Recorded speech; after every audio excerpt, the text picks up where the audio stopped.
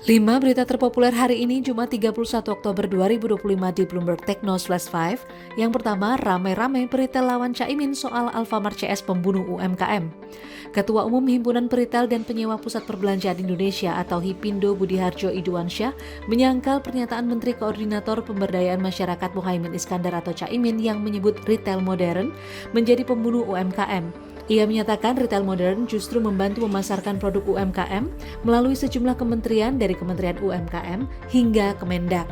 Hal senada juga diungkapkan Ketua Umum Asosiasi Pengusaha Retail Indonesia atau APRindo Solihin.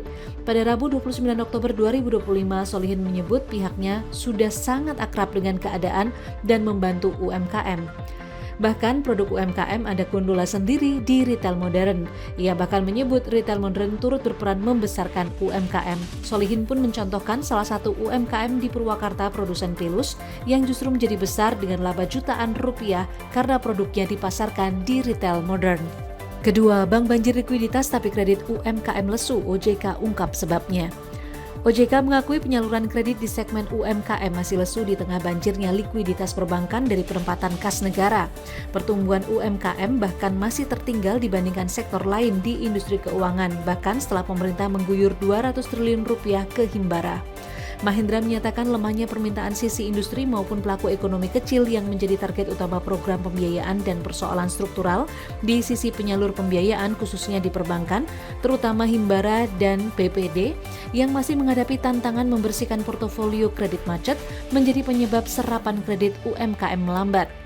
Tak hanya pertumbuhan kredit UMKM yang melambat, pertumbuhan kredit modal kerja dan kredit konsumsi juga menyusut menjadi masing-masing sebesar 3,37% year on year dan 7,42% year on year.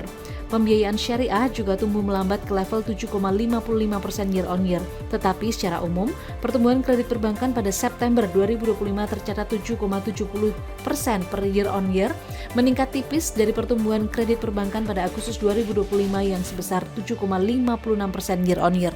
Ketiga, BYD tenggelam di negeri sendiri, saham siap penurunan terpanjang. Saham BYD Corporation yang terdaftar di Bursa Hong Kong sedang menuju penurunan bulanan terpanjang sejak 2018 setelah investor semakin skeptis terhadap kemampuan perusahaan menangkis persaingan di China. Pada Rabu 29 Oktober 2025, saham BYD anjlok 32% dari bulan Mei, menghapus nilai pasar lebih dari 45 miliar dolar Amerika Serikat. BYD hanya mengirimkan 1,1 juta mobil dalam 3 bulan hingga September, turun 1,8% dibandingkan periode yang sama tahun lalu.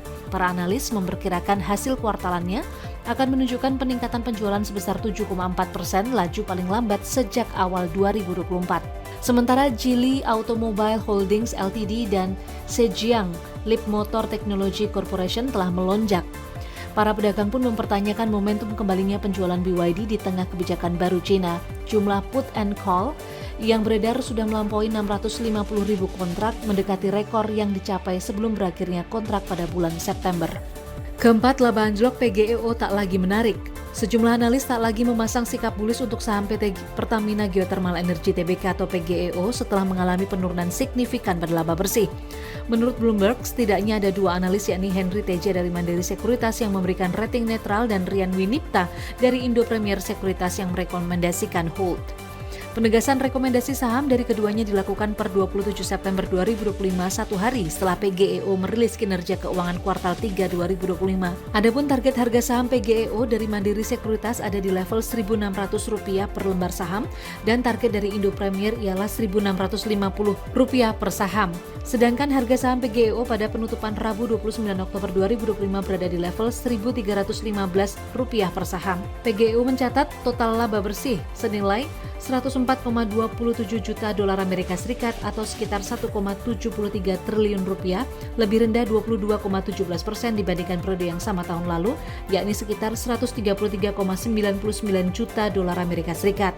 Padahal PGEO mencatat kenaikan pendapatan 4,19% year on year menjadi 318,86 juta dolar Amerika Serikat atau sekitar 5,31 triliun rupiah dibandingkan dengan periode yang sama tahun lalu yakni 306,02 juta dolar Amerika Serikat. Mayoritas penjualan masih dilakukan kepada pihak berelasi PT PLN dan hanya sekitar 13,12 juta dolar Amerika Serikat yang dijual ke pihak ketiga. Kelima, kode buyback dan pembagian dividen BRI atau BBRI. Direktur Keuangan BRI Viviana Dia Ayu menyampaikan perusahaan sudah mendapat mandat untuk melakukan buyback saham sejak rapat umum pemegang saham tahunan atau RUPST pada 24 Maret 2025 dengan alokasi dana mencapai 3 triliun rupiah. BBRI menilai harga sahamnya saat ini masih berada di bawah nilai wajar atau under value. Yang menjelaskan bahwa BRI memperoleh anggaran sekitar 3 triliun rupiah dan saat ini BRI masih memiliki budget 2,5 triliun rupiah yang masih dapat digunakan. Viviana menegaskan setiap langkah korporasi dilakukan berkoordinasi dengan otoritas terkait seperti OJK. Selain buyback, BRI juga menyiapkan pembagian dividen interim di bulan Januari dan dividen final setelah pelaksanaan RUPST BBRI. Sebelumnya berdasarkan hasil RUPST pada Maret 2025, BRI menetapkan pembelian kembali saham senilai maksimal 3 triliun rupiah dan pembagian dividen tunai sebesar 51,73 triliun rupiah, meningkat dibandingkan tahun sebelumnya yang mencapai 48,1 triliun rupiah. Manajemen BRI optimis bisa menjaga pertumbuhan dengan proyeksi kredit tumbuh di kisaran 7 hingga 9%. Itu dia 5 berita terpopuler pilihan Bloomberg Technos hari ini. Ikuti terus update selanjutnya di www.bloombergtechnos.com.